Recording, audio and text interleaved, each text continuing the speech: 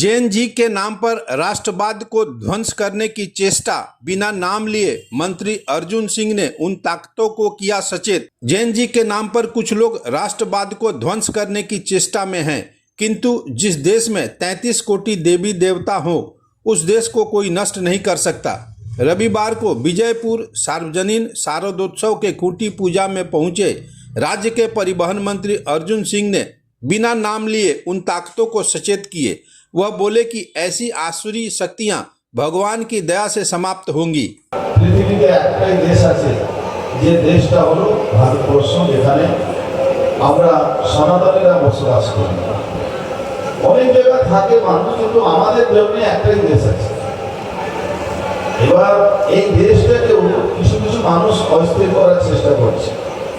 আপনারা নিচে আমাকে একটা প্রশ্ন করছিলেন, তো কিছু লোক ওই জেনজি নামে ওই রাষ্ট্রবাদকে ধ্বংস করার চেষ্টা করছে।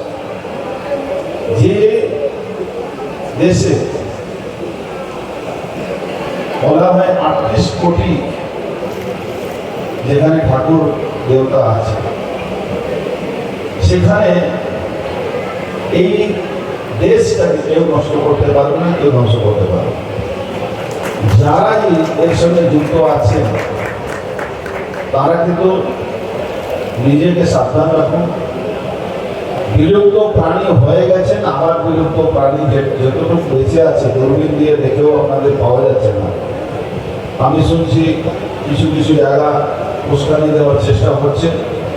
মা দুর্গার আশীর্বাদে সমস্ত অসুর শক্তি নাশ হবে, অসুর শক্তি বিনাশ হবে, এটাই মায়ের কাছে প্রার্থনা করি।